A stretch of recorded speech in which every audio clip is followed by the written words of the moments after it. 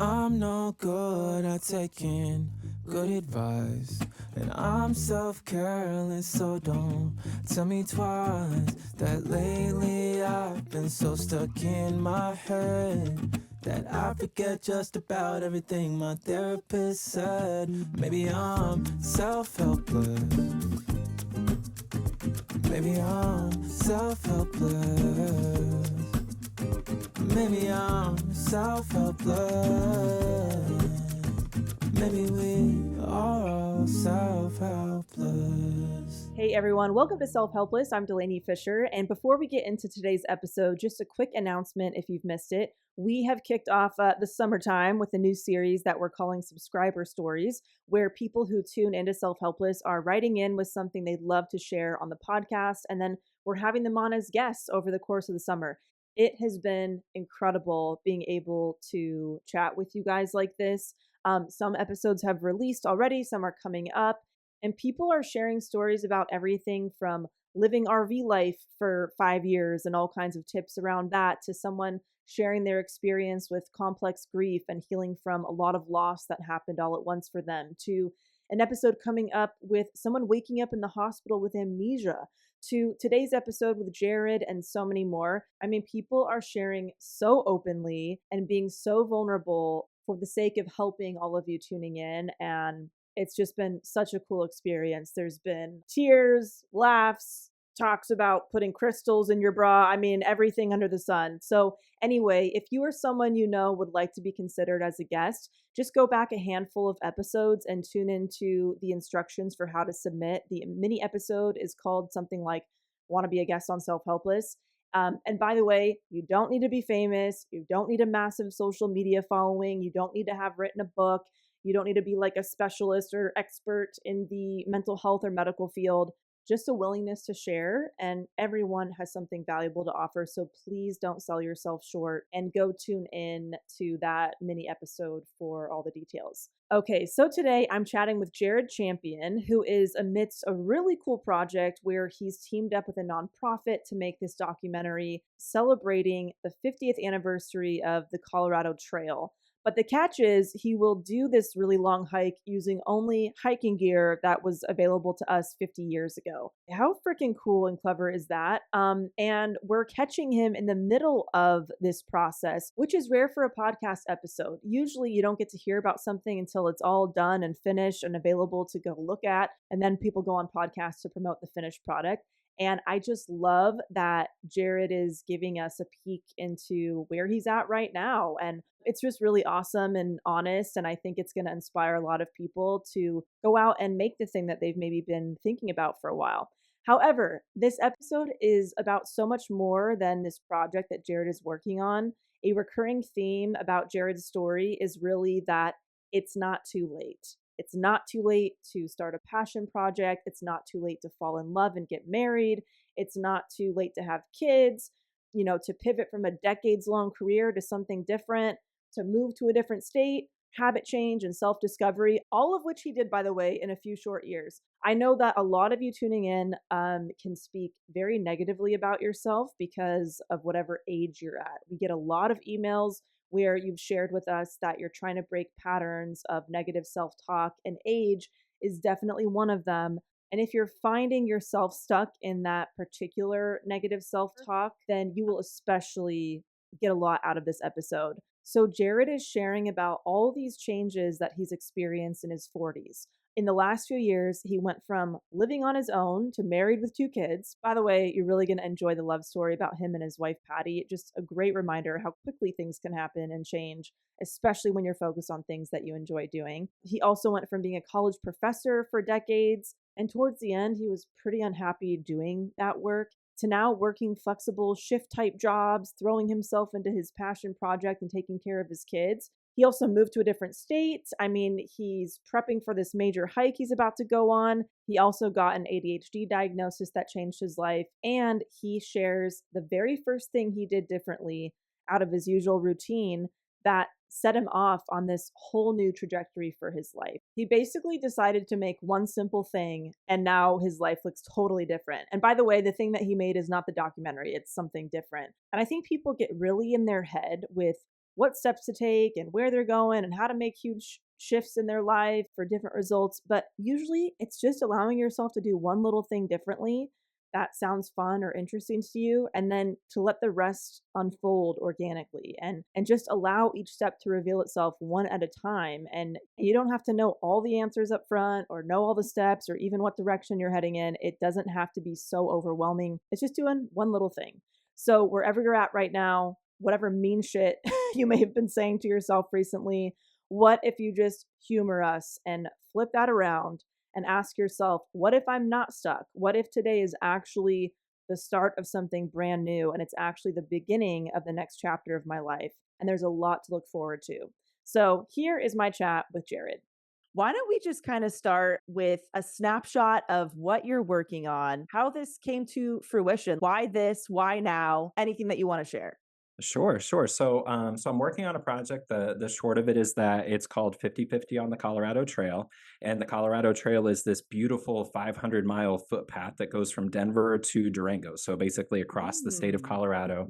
And we're heading into hiking season. People will be able to start hiking it in July. And the trail itself celebrates its 50th anniversary this year. So, as sort of this weird, quirky adventure, I've decided I'll hike it using only hiking gear that was available 50 years ago. So old stuff. If you've ever seen the sort of backpacks with the wire frame on it or the big metal frame, something like that, and the old boots with the red shoelaces, that sort of thing, which is all very much Yeah. out of vogue now among the hiking world. And part of the project that we'll talk about, I'm sure, is that I to make it happen, I partnered with a nonprofit in Denver called the Colorado Nonprofit Development Center, and this is considered a partner project of theirs. And so effectively, I kind of joined their group as a contract worker to complete this project, which allows Oh, a cool. lot of different latitude by way of fundraising is now open to nonprofit donors and foundations. And if anybody donates in the future, those are tax deductible, that sort of thing. So it's a really kind of cool project that I'm learning as I go and making all the mistakes as it happens. And it's really fun, and I'm amped about it. Oh, that's so cool. Has hiking always been something that's part of your life? Is this a passion of yours? What did it happen Yeah. randomly? Like, how did it come to be?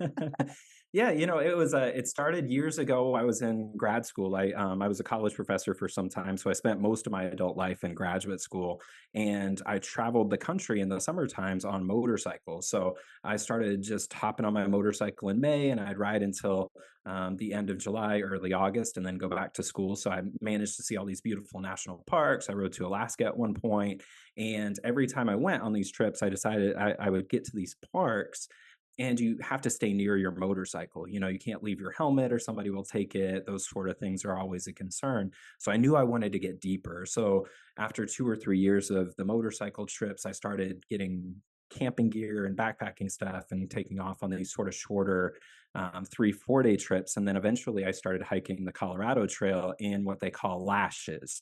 And a lash, you're going to love this. Lash is an acronym for long ass section hike. Oh, And I do love that. That's great. yeah, yeah, I love the term, and it Love a good basically acronym. and people call themselves lashers. It's terrific. I love Oh it. my gosh, Yep. amazing. So I started as a lasher, and there's this one section of the trail called the Collegiate Loop. So the collegiate peaks in the center of Colorado are sort of all named after colleges, right? So you've got Mount Harvard, Princeton, Yale, Columbia, et cetera. And when you're on the trail, if you're doing what's called the through hike, when you do all 500 in one fell swoop, you have to choose whether or not you'll go east or west around it.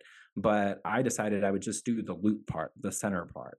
And so that's about 160 miles. And I hiked it, and it was daunting and awful and terrific and all of the things. They call it type 2 fun, right? So it's the type of fun you look back on and enjoy, but in the moment you're like, what the hell am I doing here? And I I made haven't heard that so before. That's so good. Type 2 yeah. fun. I'm gonna be a type 2 fun lasher. That's what's gonna happen for my future. Right? Okay. I can see you being a backpacker. I think that could be in your future. And so I did this like 160-mile loop, and so it was really fun, and just a really cool adventure sort of contained into a matter of like 8 to 10 days. When I was camping there, I met these folks who were the through hikers, and they formed these sort of bubbles. So they all kind of start on the same day. That kind of makes sense. You might start July 1st or maybe on the first Saturday of July, that kind of thing. So there are these natural bubbles, and it looked like it was so much fun, right? They all knew each other, they were all checking in on each other. And so I decided that I would start trying to get to the point where I could do a through hike. And I did in 2020. I hiked like so close to the end. I got 411 miles in and I got really Oh my God. frustrated and I rage quit. I just got really angry one day and frustrated. And I was in the town of Silverton. I booked a hotel, but it was the next night and it was already like $300, way more than I wanted to spend for this like crummy hotel in the middle of nowhere. And so I quit and went home. And it turned out to actually be like the best thing that ever happened to me, because had I finished that year, I would have moved on to a different trail. But it Mm. sort of stuck in my craw. So I decided the next year I'd go out and do it. But we were sort of in the throes of the pandemic. So I started this little YouTube channel to help other people hike the trail, because at this point I had already done every step as a lash over the course of different years.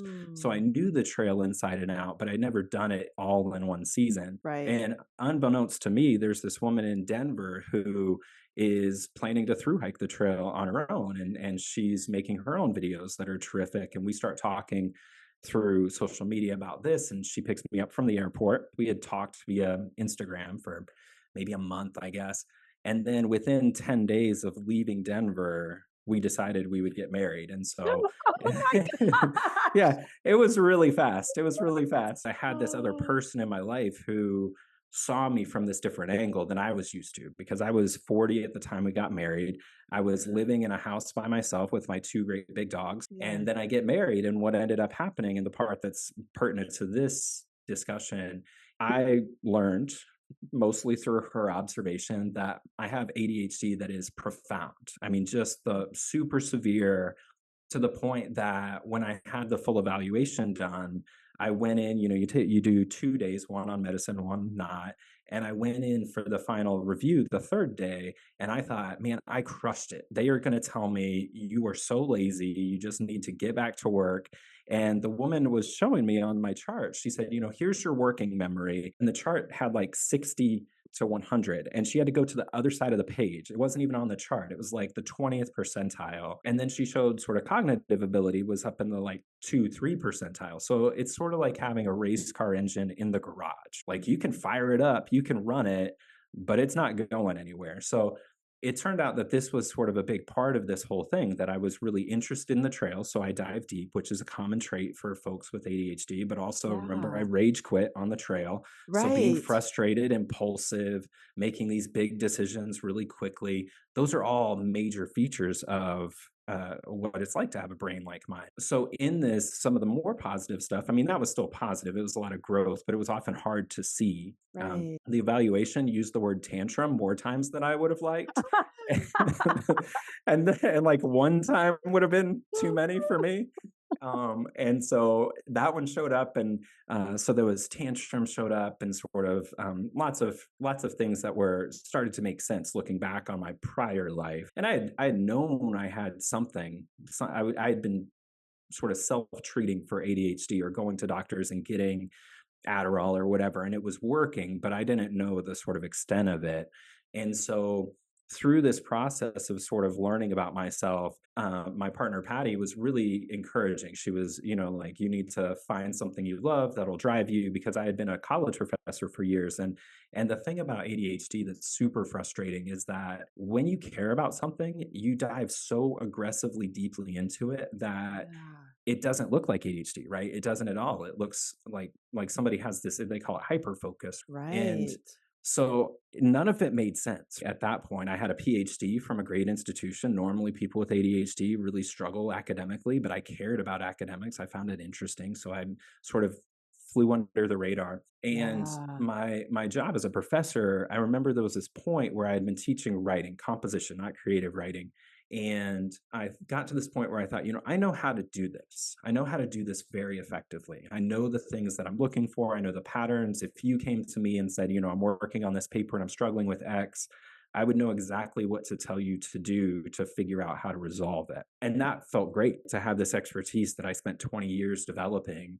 But then Right. it also sort of was deflating, because then what's left, right? When you crack the code, does that then mean I'm like on a treadmill? I'm just doing the Mm. same thing over and again. Am I writing the same email for the rest of my life? Am I answering the same student struggles? And so the thing about being married with ADHD is, your partner often sees things in you before you really realize.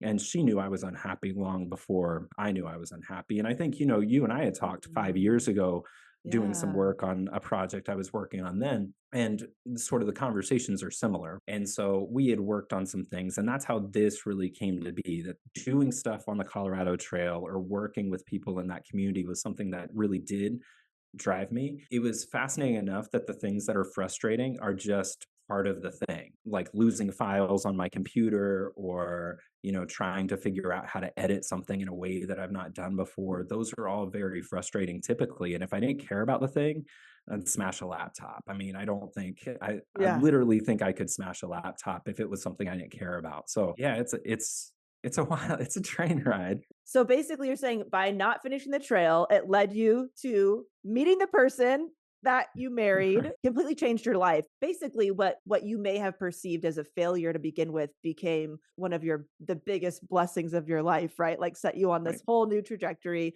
Question for you now that you know that you have ADHD, is there part of you that are you worried that this project is going you're going to get bored of this at some point? How are you kind of dealing with that internally right now? Yeah, I mean, I think with that part, so the first is the fear is very real with anything I take on. That's something that's been a concern of mine with if I lose interest in this, who cares? Like I can Mm, find something else. It's not hard for me to find something to really dive into. That part's easy. The harder part is the bigger challenge is like, wondering, with my children, am I going to get tired of being a dad? Those sort of things are very real concerns. So far, though, I mean, based on the first year and a half of fatherhood, I don't think that's the case. I think because everything is different, that I'll stay interested. But by way of the project and the creative outlets, I'm sort of riding that wave of how fun it is. So I'm planning what the next one's going to be. And they all have this sort mm, of turn or twist where it's not just a middle-aged white dude hiking. It's like I'm hiking with old hiking gear or I'm doing something in an area that nobody's seen before. And so yeah. that for now is enough to keep me going. But I really only have to make it work another 25, 30 years, and I think I can hold on to that You'll be all for right. You'll be fine. But yeah, you just have to be challenged, right? You have to be interested and it has to be like a problem that you're solving or like a riddle you're Yep. solving in a way. What's the best case scenario for this first, documentary that you're making? What is the outcome that you want and what is your hope for the people who watch it? Oh, so many. I mean, I'm glad you asked. One of the things, for me personally, I'll consider this a success if it is finished and is accepted into a festival somewhere. That's sort of my Oh, that's benchmark for awesome. success. Yeah. But for anybody, myself included, I think the takeaway I want people to have both from this conversation and maybe the project is to not worry about things being perfect. And that was the hardest thing for me. There's no way it's going to be perfect. In fact, there's no chance it's going to be even sort of B plus level compared to professionals, right? But that's the thing is this whole trajectory, it started with the failed hike led to me meeting Patty, but really the thing Yeah. that started this whole thing rolling was when I decided, you know what, I'm going to start making these silly YouTube videos. They're not going to be good initially. They're just not, and I'm going to accept that. And I had been sort of deep diving into YouTube videos, another ADHD thing. I had been diving into this stuff, but I had watched these YouTubers on various topics, and they had all gotten better as filmmakers. And I thought, that's the thing is every time if I watch them over the course of a couple of years, their stuff gets better. They get better. Their structure gets better. But if I expect to dive in and be where they are after 3 years of effort, one, that's not realistic. And two, it's pretty arrogant, right? To Mm, think that you can get to that point without taking your licks and making mistakes. And that doesn't mean it's not fun getting there. And that's the other thing is right. there's a certain joy to me of making a video that's sort of low quality. And that's one of the things that's great about hiking is nobody really wants an overproduced piece anyway. So you make it on a GoPro and talk to your camera, and that's fine. That's what people want. It seems more real. So Mm, that part helps. But really the big thing is that sort of beating down that perfectionism is important because that is number one blocker and motivation killer. And it sort of robs you of this experience of growth right. because you are so obsessed with what you're not doing, you're missing the growth you're making as you go. Amen. It's interesting how you are kind of navigating your own perfectionism through this project, and you're hoping that that translates to giving other people permission to be imperfect, to do the things that they want to do. Is there any other ways that realizing that you have ADHD, anything that has changed for you, whether you didn't know something was a trait that now you do, or anything that you want to share about that experience? Yeah, I mean, I could talk for ages about that one. Yeah. Some of the things I learned was just looking back on my childhood makes a lot more sense, and sort Yeah. of the frustrations I had. I mean, I grew up in the 80s and early 90s, to a teacher. And so my parents were working hard to do their best for me, but it helped me rethink my childhood. But I also think one of the things that is important for anybody is to really start diving in more into the research and understanding what it means, right? Because Right. the joke is, oh, look, a squirrel. And I think that's fine. I don't think people should stop making jokes about it. I don't, I'm not trying to cancel people for making ADHD jokes, but I think it misses so much because there Yes. are other things that are a big part of it. So hypersensitivity is a big piece of it. I'm easily one of the most sensitive people I know, like not in a way that I'm like Romeo sensitive. It's more like my feelings hurt very easily or I get angry very easily. Those sort of things are very important. And especially learning that to be a partner and to be a coworker and to be a part of a community, those are all really important because the thing is about anything you're dealing with, ADHD or anything, mental health, neurodiverse, whatever you're talking about, it's not you alone. It's never going to be you alone. You have to deal with it, and everybody who comes in contact with you has to deal with it, especially the parts of it that you haven't already dealt with. And so there's a certain urgency to it in a sense. And so I do think that learning more about it, learning more about the other things that happen as a part of it, the sort of hypersensitivity, they call it rejection sensitive dysphoria, where you're so afraid of being rejected that it's very hard when you're sort of Mm. fearful. So if you've done the attachment styles, it's similar to a sort of a fearful avoidant or a disorganized attachment style. That's very much a part of it. Yeah, so I think people need to know, and particularly in relationships, and not just romantic, but learn about it if your parents have it, if you have it, if you have children, if you have a partner, if you're struggling at work. These are all very important things to know. If you supervise people at work, it's a game changer because Yeah. it will help you figure out how to get the most out of somebody, and particularly out of somebody who feels like, that their whole life they know there's more in there. They just don't know how to tap it. And so you need that community to be able to pull that potential out. Oh, yeah. Thank you for sharing all of that. Somebody I love very much recently found out they have ADHD, and, they put a lot of things together from their past, and it is very helpful. And it's very helpful for the people in their lives to understand things from a different lens now. So I know people are going to have questions about the logistics of how, okay, you get this idea, and then what are your first steps? I mean, it sounds like a huge feat to take on making this documentary. How did you get into it? What were the first few steps? First few steps. So one of the things I'm learning is that so much of this process is not the actual creative part. It's just steps forward. You just have to keep moving forward in some respect, whatever that is. And I don't know a lot about this process. So again, it's a learning process. But I started by finding comparable examples of things like this. And there's a beautiful Mm. documentary called Mile and a Half that was made in 2013 out in your neck of the woods. It was the John Muir Trail, and it was a group of folks who decided they would hike it. And in the research, I was looking at theirs to study the sound. I wanted to see how they use sound because I thought sound was really done beautifully in that film. But what I realized was that at the end, they had partnered with the American Hiking Society to make this happen. So that led me to digging in on how can you Ah. partner with these nonprofits, and that's sort of how that started. And then I dove deep into that research again, that hyper focus that is so valuable. When I'm interested in something, I can figure it out pretty quickly. But the key is you're looking at it sort of like you're Nancy Drew at it. Yeah. You know, you're I love looking it. at these Yes. different things and you're looking for clues and you're trying to track them down, and then eventually you'll find some lead. And my best advice, at least in terms of figuring out a project like this, is to figure out what kinds of things somebody who's working on this might be interested in learning about. So if you're working on, say, a documentary project or a creative project of your own, don't think about what you want to put into the world. You also have to think about what people want to take away from it, and that sort of empathy is very valuable in the research because it will show you where to look. So when I'm going and Right. approaching companies about sponsorships,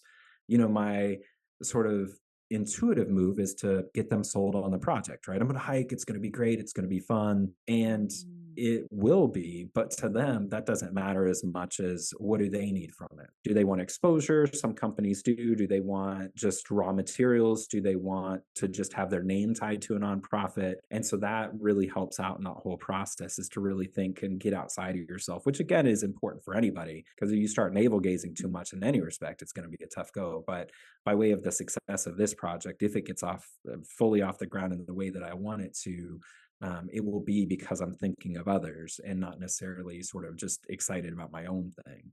Yes, that radical empathy, no matter what you're doing, you have to know, you have to ask like what's in it for them and present it to them in that way. The transition that you have made, like are you still teaching? Did you transition out of teaching into this? How did that all go?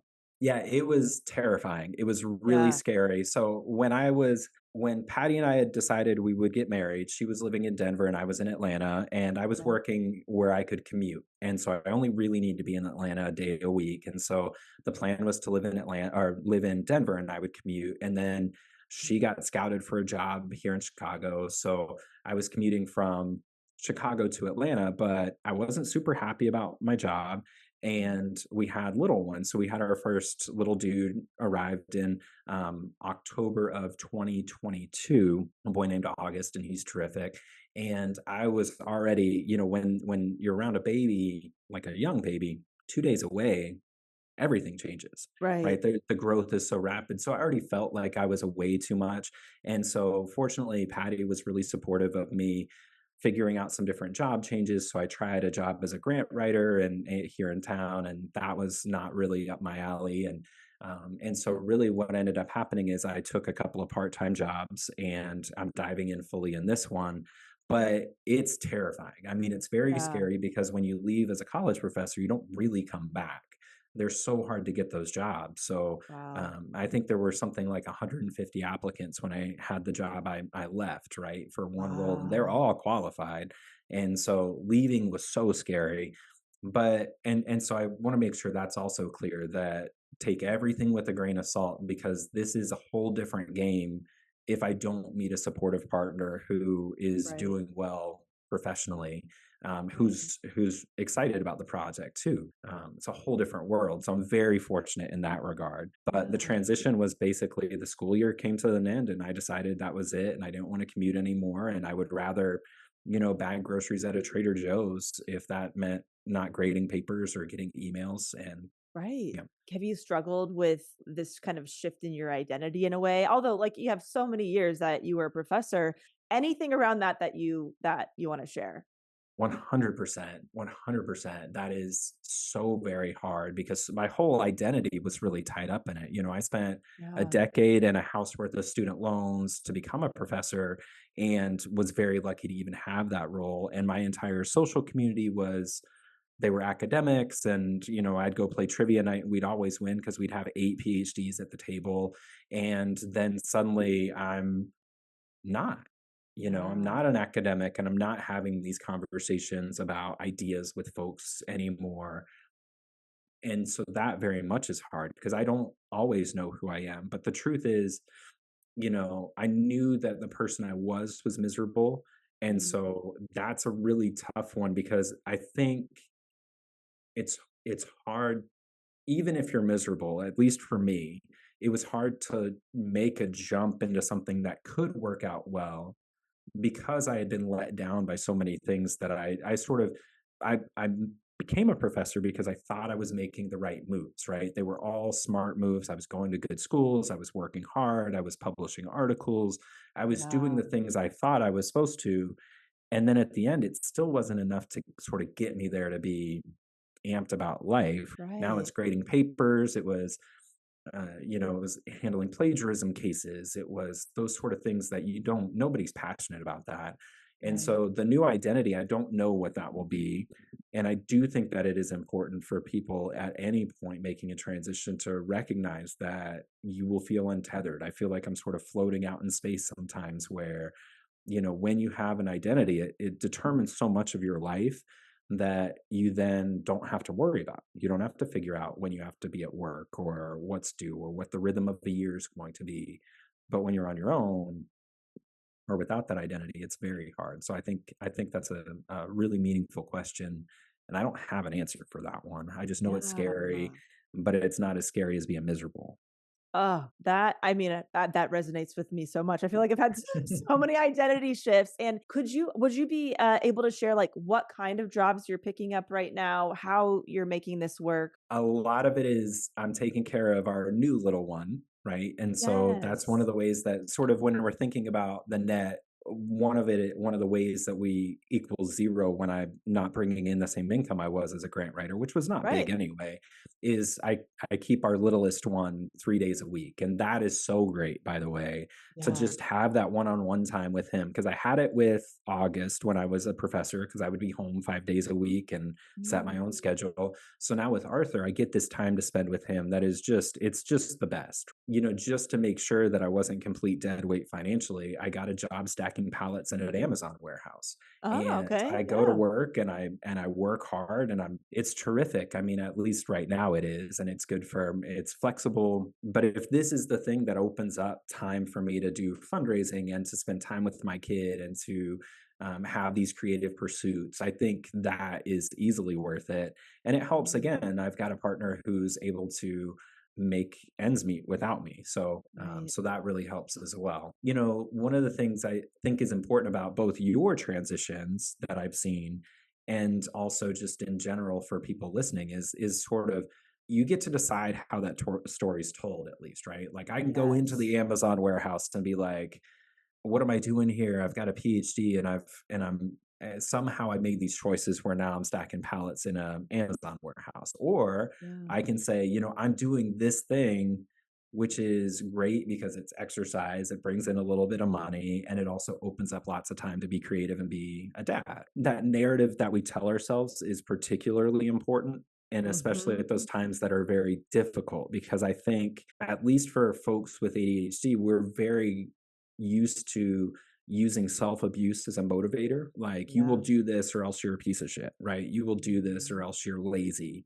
And so that sort of thing is just really important to kind of keep in mind. What is the story you're telling yourself about yourself? And that will help at least get you through the rough patch until you figure out who you are, because it doesn't come easily. And I Mhm. mean, you've seen that. You had a number of different career shifts, and I still have my Dicks by Yeah. Delaney mug downstairs. I probably should have had it here. Oh my god, so funny. And Thank you for just opening up about all this and being very honest, and that mindset piece is so important. You can have 2 people doing the exact same job and feeling totally different about it. It reminds me, I mean, I remember when I wanted to make the shift out of, entertainment, I took a job in a call center that was not glamorous at all, and I was like, this is what I have to do to get myself grounded so I can open up that space for creativity of what is going to happen next. And to this day, still one of my favorite jobs. It gave me exactly what I needed. Yeah, I think that's really, really important. It's like it doesn't have to be this all or nothing that this all or nothing mindset people have. Like, I'm either doing my dream job or I'm not. And there's just so much middle ground. And it's usually, even when you get there, you still feel kind of like in the middle always, at least I do, where it's like, okay, things are great, but like there's always something more that maybe you're striving for. How has this shift changed how you feel in your day to day when you were not happy in your job and now waking up doing what you're doing now? What's different? What's the same? the thing that's different is that it's very tough to be self-motivated without sort of that outside accountability. And Mm, that's very, very difficult to make sure that I'm I'm holding myself accountable to deadlines and to getting something done. And that's a delicate line or sort of a fine line to walk between holding yourself accountable and then beating yourself up. It slips into that very quickly if you're not careful. Now, my day to day is very similar overall from when I was a professor, because when I was a professor, I really only taught 2 days a week. So I had 3 hours that I was in a classroom, 6 hours, and the yeah. rest of the time was mine to sort of fill. And so I wake up and sort of make a list of things that I need to tackle and then try my best to do it and then get angry at myself for the things I haven't done and then start Mhm. over, you know? I mean, that's the Right. thing is Right. there's always something more, kind of going back to your comment, there's always something more I could be doing, and that's a very tough one. What's that book? It's called Elsewhere USA. Dalton Conley, I believe it is. It's a good read, Hmm. and he says that we were given sort of iPhones and technology on the promise that it would open up our time for us, and what it's really done is expanded the 40-day work week to now be 24/7. We're expected to Oof. be available, and what Right. it creates is this anxiety that there's always somewhere else we should be. So Yes. where should I be? How should I be productive? And that can be really tough, but it really is just a matter of keeping on. And I think that that's the story for everybody, is that the work in a project like this isn't videoing, it's not editing, it's putting one foot in front of the other, even when it feels like you're sort of stuck in the mud or lost in the woods, or to no pun intended, I guess, right? Hope I don't get Right. lost in. Right. So when are you set to actually, film it and hike it and do all of that? So I'll start on August 12th, and Oh. I'm planning about 4 weeks. Last time I did it on trail, I spent, I think, 24 days actually physically hiking, and then you do what are called zeros, which are days where you hike 0 miles. You go to Breckenridge and drink a bunch of beer and eat pizza and whatnot. That's a sort of rite of passage. So I'll take off on August 12th. And if all goes well, I'll finish early September, which I'm very excited about because hopefully the aspen Wow. trees will start changing colors. And there's a section of the Colorado mountains called the San Juans, which there's that great Gregory Alan Isaacoff song about that area. But it's just this incredible area that I've never seen during the fall, at least from the trail. So I'm excited. Hopefully I'll get to see that. My gosh. So how are you preparing for this? I mean, where do you even start to like make sure you have everything that you need? And I don't know, do you have to are you doing a lot of stretching these days? Like how do you physically prepare for something like that too? Yeah, that's my favorite thing is that I just hop on a treadmill, put the incline up and walk at 3 miles an hour. I just do that as training for the most part, and I try to do as much as possible. I try to lose some weight throughout the course of the summer, which is tough because I'm a snacker. And, and so you do a lot of that. You try to put on the gear, so wear the backpack, break in the shoes, and you Jeez. just walk as much as possible. So I try to get about Yeah. 20,000 steps a day, and whenever I My can walk, gosh. that's what I do. Yeah, it's all part of that process. But it's also just knowing going in that you're going to. There's a saying in the backpacking community that I think anybody can really appreciate, and it's embrace the suck. And so there are Mm, things that are going to suck. There are going to be mosquitoes. There's going to be sunburns. There'll be rain. There'll be mud. You name it. right. Something is not going to be great, but you have to embrace that, and Right. then that's how you get through. But if you're trying to be comfortable, for example, that's not going to fly. You'll be miserable immediately. Is that what we would call the type 2 fun? Yeah. Yeah, I that's the type love 2 it. fun, and it's always the my favorite thing about it is the type 2 fun is always the stuff that leads to the good stories. Like, if it goes Yes. well, you will have no stories, right? Right, But if you right. Yeah, my brother and I did this trip, but this is a total non sequitur. This is talking to a person with ADHD, so, buckle up, we're I going for a love it. ride. We're covering a lot of ground, Yeah. literally and figuratively. Yes, Yeah, yeah, yeah, there you go. You proud of that one? I am. You know I love my puns and dad Right, jokes, right. yes. So my brother and I would do this winter trip. We'd go to the Everglades and we'd spend like a week paddling on canoes in the Everglades and whatnot. And the third year we went, we had everything dialed in. So there are no good stories. But the second year we went, we started paddling from the visitor center and we made it maybe 200 yards and we were in about 4 feet of water. But that whole bay from the southern tip of Florida to Key West is about 8 feet deep the whole way. So when the Mm, tide goes out, it goes out really fast. And wow. so we ended up stuck on a sandbar for 5 hours. Within earshot, we could see people watching us in our canoe stuck on this mud bar for five Oh hours. my gosh. Yeah. Yeah, Oh, they had the telescope, the thing you put the quarter in and you can see, and we're just sitting there like jackasses.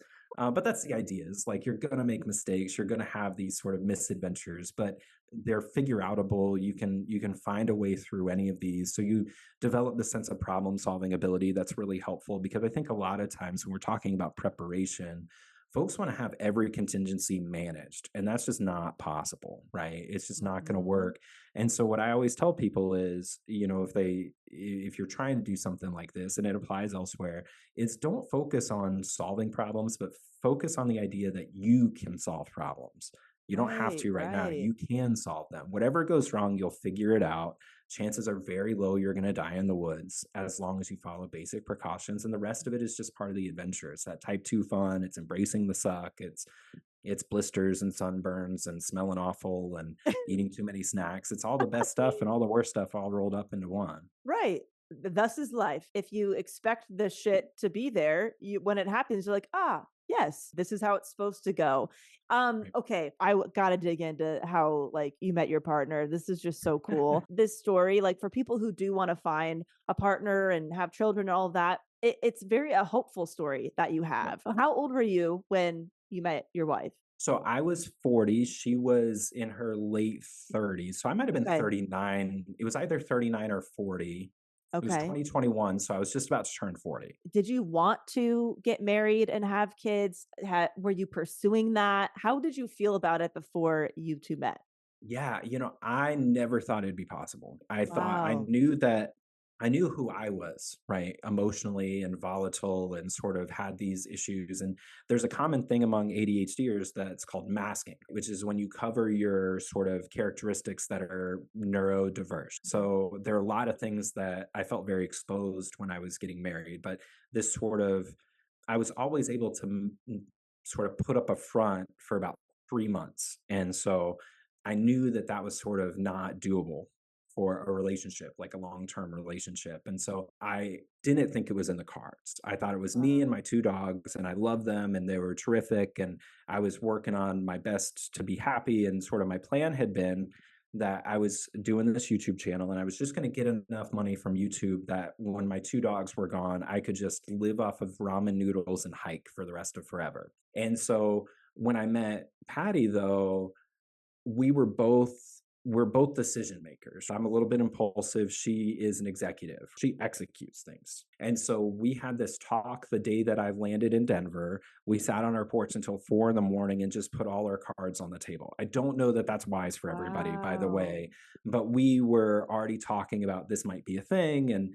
And so these are the things I wrestle with. These are the struggles I've had in the past. These are the things I'm good at. And we put them all out there. And we were very much, as quick as it happened, we were very deliberate about certain steps in the process. So making sure that we knew enough about each other and making sure that we were ready to tackle some of the challenges.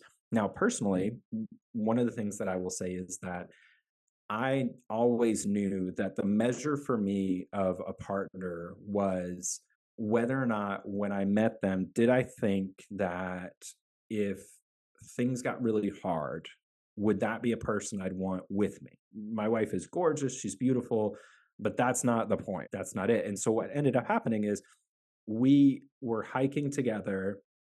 We had decided we would be in the same place. So we stayed in this town called Twin Lakes. And that's when I said, if we're going to be a thing, we need to be in the same place by Christmas. She was on board with that.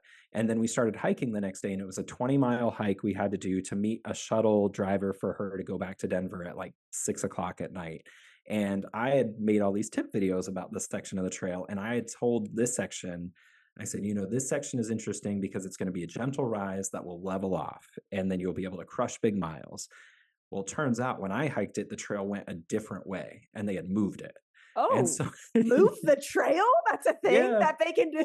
yeah, they do it frequently for things like Oh if there's boy. like a washout, like the trail washes out, and the trail used to be where dirt bikes would go. So dirt bikes tear up the Okay. trail. So they try hard to make trails sort of single use, either for mountain Gotcha. bikes or hikers. So they'll reroute it depending on where it goes. It happens, in small sections, but this was a big section. And Oh so we boy. found ourselves like this gnarly 20-mile day. She was carrying a pack. She's 5'1" and she was carrying a pack that was like 55 pounds with her dog's food in My it. gosh. And it was very stressful for me because I was like trying to hurry. And the thing that I remember about that day, she never complained. There was never a complaint. There was never, it was just, this is the task ahead of us. This is what we have to tackle. That's it. And it wasn't even like I'm bummed about this task in front of us. It was just, this is a task we need to do. And that carries over into everything that she does. It's incredible and it's perfect for somebody with my brain, right, and the way that I behave, because when we have a challenge, it's just here it is. And so that really helped out. But the optimism that I have, or what I would share with people is, one thing that led to this was just pursuing something I cared deeply about. And Yeah. that's it. The goal wasn't to meet somebody, and sure, it can be. And I think if you're interested in finding a partner, I think be deliberate about it. I'm on board with that. But Right. also, just being in an area of doing things that I care about and care about without anybody else. That's important.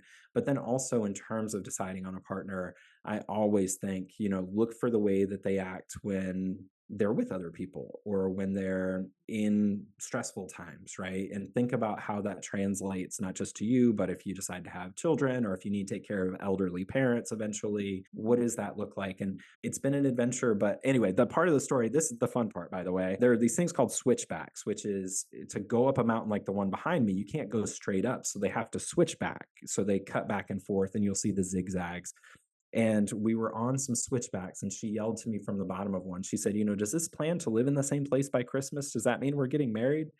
And I, and I said, oh, sure. That sounds great. Oh my gosh. Yeah. I So love we drove back to Denver I it. went back to Denver with her that night. We had the first time I took her out to dinner, we sat in the Dillon, Colorado Taco Bell parking lot and ate $20 of Taco Bell. And so at our wedding, we had Taco Bell, which I thought was great. Oh my And then gosh. she brought me back to the trail the next day because I was going on, and she was a lasher. So she was going to finish her hike later. And Yeah. by the time she met me in Durango 2.5 weeks later, she had the whole wedding planned. She had like the whole thing was all set up. It was wild. Yeah. Oh my gosh, that is so freaking cool. It's just so exciting. I know somebody in my life, they really wanted to get married and have kids, but they were thinking that it wasn't very possible for them, and met their partner and basically got pregnant within like a year's worth of time. And I think it's, when you know what you want and you meet somebody who is very aligned with you, especially doing something that you love, those things can happen quickly. It's like, look, we're past all the freaking game playing and bullshit. You're putting your cards on the table. This is what I want. What do you want? A lot of people say, oh, you gotta be with somebody for several years before you make that decision. But I think it really just depends on where you're at in your life. And a lot of people who tune into this podcast get very discouraged with their romantic life. And I think this is just a really fun story and hopeful story of how you two met doing something that you enjoy, and how quickly it happened, and like how it changed both of your lives. What was Patty's approach when you two were meeting as well? Yeah, she was a sort of a serial monogamist. She only had two prior relationships, but both of them were long. She had been with people, so she knew how to maintain sort of longer relationships that were challenging, and Mm, long distance was one of them. And so she's very much sort of, I mean, just a practical. She's an INTJ if you buy into Myers Briggs, mm, but she just makes things happen and thinks about, she so much goes on under the surface, but she's very much thoughtful about it. I think in terms of her story, my sense of it is that she was pretty happy no matter what. And yeah. that matters too. It Yeah, does. totally. And so she was very happy during the pandemic. She thrived. So she is as introverted as I'm extroverted. So she dove into these projects and was really happy with that. Everything kind of fell into place. So it worked for her and she was okay with it. But had things been different, I think she also would have been very happy and pursued whatever passion she had elsewhere. And if it didn't mean a relationship, that was probably okay with her in the Yeah. long run. Absolutely. And did you mention that Patty is the one who said maybe you have ADHD, or how did she know that? Did she do some Googling, or did she have experience with ADHD in her past? No, I'm the first. I'm the Okay, first. And okay. yeah, there were some of the first clues. I had mentioned to her before that I think the phrase I used with her is I said I was a spaz, which was my way of sort of encapsulating that I get very nervous and I get sort of this rejection sensitive dysphoria where I'm very in relationships. It can be very hard for me to feel like I'm safe, right? Mm, And so I'd mentioned that sort of thing to her, and we had sort of we learned a lot about it together. But some of it was when we first were married, we went back and lived in Atlanta in my place for 2 weeks while we bought a house. And we get back to my house, and it was this it was an open floor plan. I bought it because it was an open floor plan and it was big and spacious. Not, I mean, for one person, it was big and spacious, Yeah. but I had one couch in it because that's all my brain could handle, right? I had one couch. It Oh. didn't even have a cover on it because I bought it from a thrift store and I thought I could find a cover online and I couldn't, and it got too overwhelming.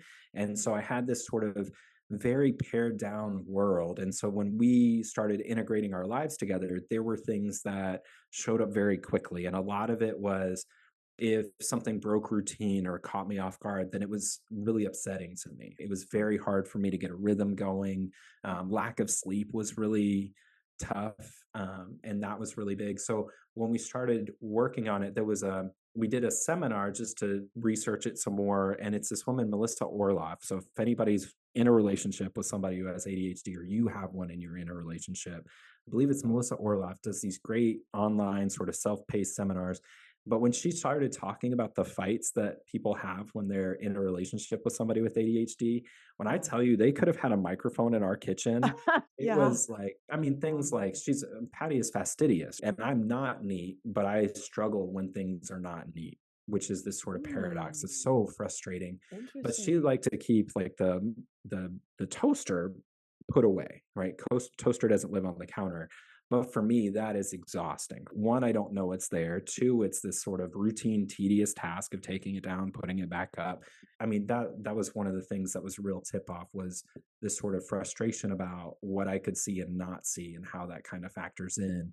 And so that was a big piece of it. The other is, and this one is a trip. ADHDers like me tend to start projects and make it 80% of the way through, and then it stops because we lose interest. So when we got married, I had a 1964 Honda Dream motorcycle in pieces, already painted and ready to be reassembled. So this motorcycle was in the house because I had made it 80% of the way through and lost interest. Oh, There's wow.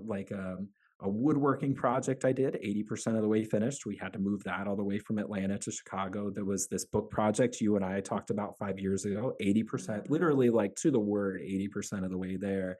So there were all these Wow. sort of unfinished projects that were part of everything. And that was a big piece of it too. That was sort of a tip off. So she started figuring out like, something's confusing here. This person doesn't make sense. He's not operating on the same sort of existence. And so God bless her for figuring it out. And then also, Wow. you had mentioned you have some friends or people in your life who have ADHD. And what I can also say is, if you are a person that has stayed in that person's life for a long period of time, I cannot express to you how special you are to that person, because there's just no words for when you feel safe around somebody. Like my brother is one of those people. I have a couple of friends who, they just know me. They know the bad parts, they know the good parts, but that is really key. But yeah, it's she figured it out pretty quickly. I have a question for you about the 80% finished projects. Is there also an element of perfectionism kicking in, or fear of putting something out there, potential criticism and that rejection sensitivity that you were talking about? Or is it really like, I don't have any interest in completing this at all? Or I don't know, is there like a fear piece of that too? I can't speak for everyone, but Yeah. I do know for me, if I make it to the 80%, that means I've already processed through the perfectionism, right? I've already gotten to that point. Ah, okay. And so, if it gets to that point, I've usually made my peace with that part. What Mm. actually happens is, at least for me, when I see the path forward, when I know, like, all right, well, to get to the finish line, these are the steps I need to take, loses all. I mean, everything's gone, because the fun is in Wow. learning, not the doing necessarily for me. So once I see, like, oh, that's how you do, that's how you run a marathon. Oh, well, you just run, it's one step after another. That sounds horrible to me because it's all just the same thing over and over, and I know what's coming.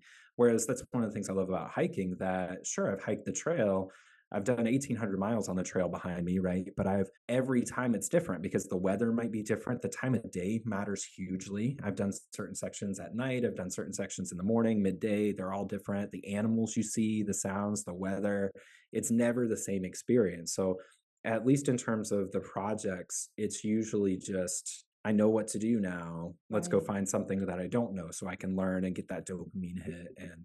But the learning is that's the fun part.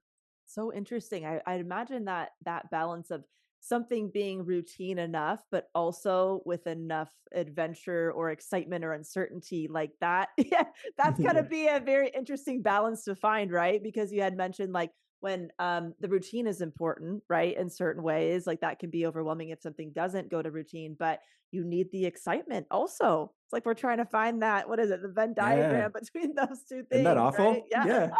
And that it's an Oh absolute gosh. nightmare situation because it's Oh, I mean, there are all these paradoxes that sort of undergird it, and it's part of what makes it frustrating. Admittedly, if I was an outsider watching, there's no way that I mean, I still sort of on some level don't believe that it's a real thing. Like that's just because it's so paradoxical that it's not that I can't focus. I've focused enough to write a dissertation and write books before right. and to create these projects, but I also have times when I can't send an email because it just feels physically too daunting. You know, there are these things that can be very difficult to do that a normal person or neurotypical or whatever can do. And it's hard sometimes also with, with Patty, she's so together and has everything so buttoned up and she's got a spreadsheet for everything.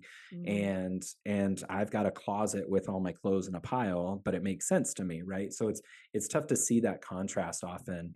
It is very much frustrating because of those paradoxes at work, because you can right, see two different versions of the same person throughout right. the course of a project, throughout the course of a week, a day. So how have you been finding parenting and having ADHD? As I've heard some people are like, oh, I'm actually really thriving as a parent because of my ADHD in a way. Like there's always a new challenge or a lot of things, keeping it interesting. And then I've also heard it's incredibly overwhelming and it's almost exacerbating certain symptoms. How has that experience been for you? Both are true. Yeah. Yeah, both Yeah. are true. Now, what I found is we talked about personal narratives or what the stories we tell of ourselves. Right. And my oldest son looks exactly like me. A spitting image, he looks just like me. And what it's done for me though is it's really forced me to start thinking about the narratives I tell myself, especially because he has a 50% chance of having it too. So it's Right. so crucial that I figure this shit out now because the stories I tell about myself are going to eventually be the stories or potentially be the stories he tells himself. Yeah.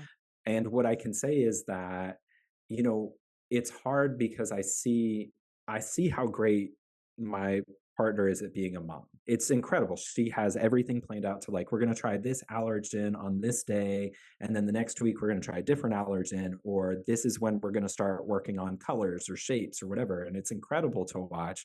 But it's Mm, also tough because it's, figuring out where I fit into that and how I can make sure that I'm doing good by my children because mm, there are these temper issues and I had my own struggles with my dad growing up, so I wanted to make sure that all the things that I struggled with my father, my kids never have to. mm. Now what I will say is it's so fun with these kids that the advantage of having ADHD is that they are pivoting every 3 minutes and you are pivoting with them, and it's fun to be silly with them. It's fun to I come up with songs all the time, and it's just a different experience. And so I Yeah. know it's not for everybody, and I don't think that it's necessary to have kids to have this sort of full life or even have your own kids. It's just about having some sense of community. But for me, it's forced me to work on myself on a level that requires this sort of honesty that I've not been comfortable with. And what I mean by that is I'm great at kicking the shit out of myself. I can tell you all the things I've done wrong. I can show you all the flaws in everything I've ever done. The thing about it is when you have some people who are in your care, you really have to figure that out because it's not optional at this point. It's Right, going to right. affect them. It's something that my ADHD will be theirs whether or not they have it too. So I mean, I don't know that I could do it without my partner who's so together, and that's really the joy of picking somebody wisely. Gosh, what an interesting perspective that, having kids could like basically force you to be kinder to yourself in a lot of ways or have more compassionate narratives going on because of how it affects your kids. So like you're doing it for them, but you're also helping yourself in a way and doing it for you. Jared, I loved this conversation so much. Thank you for opening up about all the things that you did. Where can people find you or learn more about your project, or how can we all support your project? when it's coming out? What would you like to plug here? Great. Yeah. So the first is the website is 5050ontheCT.com. So I'll pass along a link to you for that as well. And that's where people can find out more about the project, track it, and especially making donations to the project. Or, of course, that's really incredibly helpful to make sure that this project gets off the ground in the way that I want it to. It's happening one way or another, Yeah. but support from people will be really great. And especially if people have connections to outdoor companies that, or they maybe have a company of their own that wants to be a part of this project. I'd love to work with folks with that. I've got collaborations starting with a number of different outdoor brands already, so I'd love to build that Amazing. list. You can find me on YouTube if you're interested. It's Outside Comfort Zone, and that's specifically for those folks who might be curious about a Cheryl Strayed wild taking off on the PCT kind of hike. I love to help people with that. And the whole idea is to help people who might be interested get out there and try it, not feel so terrified that they're going to get eaten by bears, which you won't. And then the last is on Instagram, it's at Backcountry Champion. And this is just, it's a fun creative outlet for me where I do these sort of Jack Handy style memes that are hiking related. And they're just a lot of fun and been getting pretty good reach so far. So I'd love to have people follow that and message me there if you want to talk about hiking or plans or adventures or ADHD, you name it. I'm happy to help. Or even if you're working on a college essay and you're not sure what to do, I can dig back in that well and help out somebody there too. Oh my gosh, I love it. You got so much fun stuff going on. Also, I love Outside Comfort Zone. Is that what you said the name of your That's YouTube it. channel is? Yeah. Incredible. Okay. It's a Well, terrible Jared, dad joke, right? I love it so much. All right, everybody, be sure to go check out Jared's project. The website is 5050ontheCT.com. That's 5050onthect.com. And go out there and embrace the suck and do something a little different today if you feel inspired to. And I will talk to you soon. Thank you for tuning into Self-Helpless. You can find our brand new merch, Patreon community, and other fun goodies at selfhelplesspodcast.com. We'd be thrilled if you left an Apple Podcast review, shared this episode with a friend, or post about it on Instagram and tag us at Self-Helpless Podcast so we could repost you and say hi. As an independently produced show, we sincerely appreciate your support. Thanks, everybody.